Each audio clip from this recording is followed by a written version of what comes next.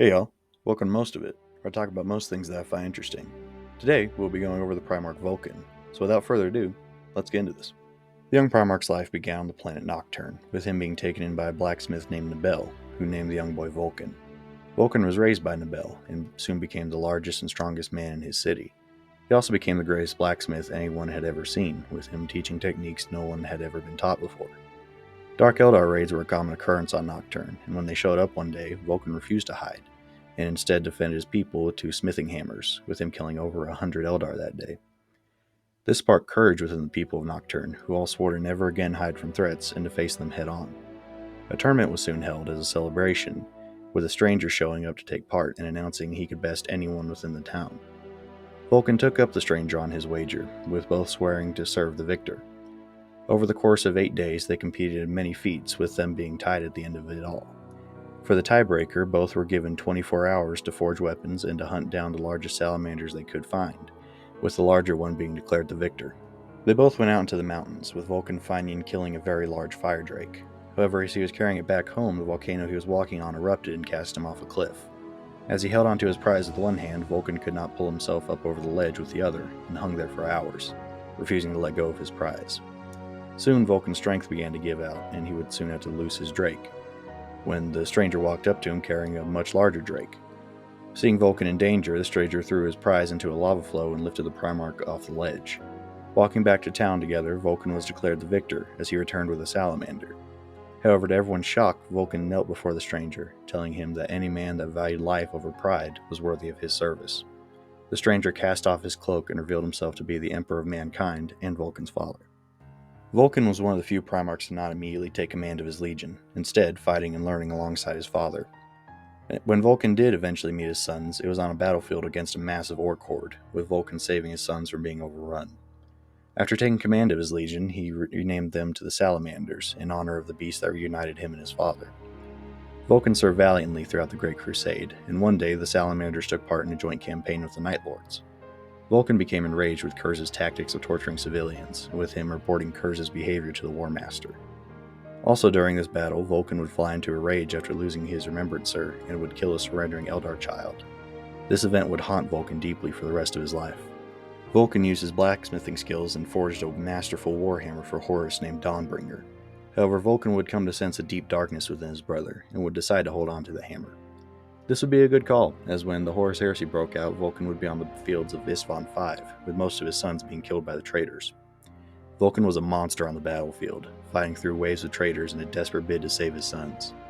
After taking a literal nuke to the face, Vulkan discovered that he was a perpetual, meaning that no matter what happened to him, he would heal and survive. However, he was soon stabbed and bludgeoned into unconsciousness.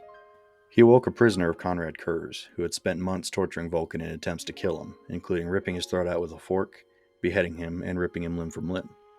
Kurz became furious with his failed attempts, and soon decided he would instead attempt to break his brother's spirit. He would take civilians and place them under tons of rocks and have Vulkans hold them above the people. Vulkan would hold several tons for days at a time, but he would eventually tire and crush the civilians. Despite all of this pain, Vulkan would not break. One day, Kurz placed Vulkan in a maze at the center of which lay Dawnbringer, among piles of his sons' corpses. Vulkan took up his hammer and attempted to use a teleporter he had built into it. However, Kurz appeared before him and revealed that the maze was shielded against it.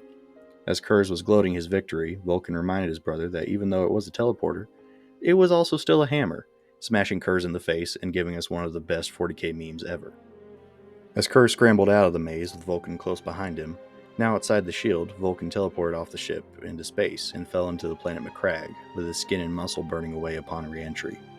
The Ultramarines would find his charred remains and bring him back to a lab to decipher what it was.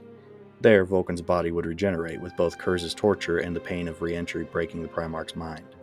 Now an insane beast, Vulkan was kept in a cell until Gilman could help him. When Kurz landed on Macragge, Vulkan sensed him and broke down his cell, pillaged Gilman's armory, and attacked the Night Haunter, with Vulkan using his regeneration to his advantage. Taking wound after wound, Vulkan fought Kurz across the city until he was stabbed by a blade which was capable of killing a perpetual.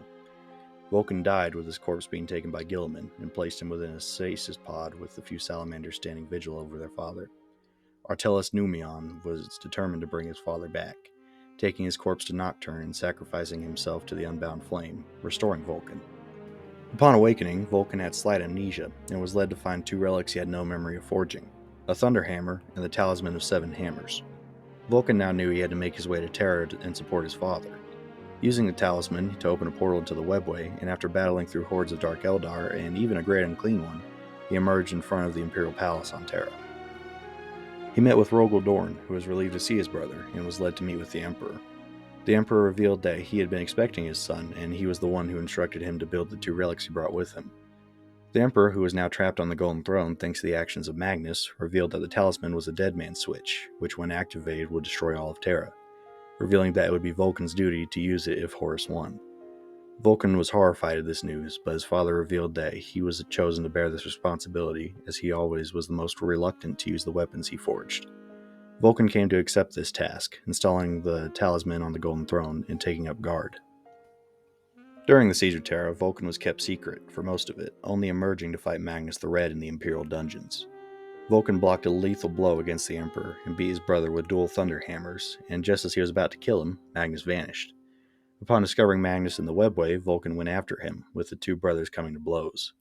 Initially, Vulkan would swing and miss multiple times as Magnus vanished in clouds of smoke. Vulkan instead decided to attack Magnus' rituals, which forced Magnus to engage him directly. Vulkan endured many attempts on his life, feeling everything as Magnus drained his blood and burned him alive. Still, Vulkan pushed his brother back, eventually overwhelming him. Out of desperation, Magnus entered Vulkan's mind and attempted to explain his actions, with Vulkan accepting none of it and scolding his brother. As Vulkan stood over Magnus and raised his hammer to kill him, Magnus desperately unleashed a spell, undoing Vulkan at the genetic level. However, as Vulkan fell apart, his raised hammer fell on and crushed Magnus' head, banishing him back to the warp.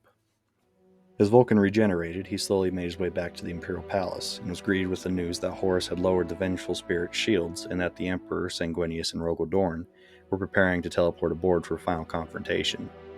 Vulkan was disappointed to be left behind to watch the Golden Throne, in case Terra needed to be destroyed. As traitors began pounding on the Imperial Palace doors, a disheartened Vulkan began to activate the talisman, but was convinced by a dying Malkador the Sigillite that victory was not yet lost. He was present when Rogel carried back their father's broken body to the Golden Throne and mourned his fate. After the siege, Vulkan saw the fate of many of Terra's civilians, and enraged, sought to kill the Emperor's Children Legion, and similar to Leman Russ, departed from his sons, claiming to return in the end times, and vanished for the next 1500 years. During the War of the Beast, when a massive orc war broke out, Vulkan emerged, fighting a one-man war against the Greenskins on the planet Caldera, dying and regenerating many times in the process. After discovering him, the Inquisition recruited him to kill an orc war boss called the Beast. Vulkan refused to depart until Caldera and its people were saved. After accomplishing this task, Vulkan would lead Imperial forces to Olinor to destroy the Beast, making it clear that these were not the end times of which he spoke. When Vulkan confronted the Beast, the 30-foot-tall monster spoke perfect Imperial Gothic, and proclaimed that he would be humanity's end. Vulkan would tackle the Beast into a massive generator, with the Primarch becoming imbued with the Orc Wah energy, and using it to unleash a massive final attack against the war boss, killing it and detonating the generator, seemingly killing Vulkan along with it. Currently, Vulkan is listed as dead by the Imperium, but the Salamanders know that their father will one day return to lead them when the Imperium needs him the most. So that's what the story stands for now, and I really hope we see more Vulkan in the future. Vulkan's story is one of endurance and humanity. Vulkan, despite being one of, if not the strongest Primarch, remained the most human of them all. He was willing to shoulder titanic burdens in attempts to spare others suffering. Unfortunately, the Vulkan-centric books in the Horus Heresy series aren't the best, but they did do a good job illustrating the mental burdens Kurz' torture placed upon him. And yet, despite all that, Vulkan endured. I see Vulkan as probably the best example of healthy masculinity in 40K. He was capable of great destruction, yet remained in control of his actions, and even when he flew off the handle, like with the Eldar child, he regretted it and learned from his mistakes. He was also one of the best fathers to his sons, with the Salamanders being the closest thing to good guys the setting has. His meeting with the Emperor also displayed Vulkan's honor, refusing to take a victory that he did not deserve, and instead pledging himself to a life of service. Man, Vulkan's just awesome. I think we can all agree on that. I mean, the Emperor, who only trusts like 8 people in all the galaxy, believed that Vulkan could be trusted to hold the power to destroy Terra itself. You just don't get any better than that. If you want to learn more about Vulkan and his Legion, I'd recommend reading the books Vulkan Lives, Old Earth, and Vulkan, Lord of Drakes. Well, that's all I got for today. Thanks for watching. Like and subscribe if you enjoyed the video, and comment down below what topics or characters you'd like to see me cover next. And with all that said, see y'all later.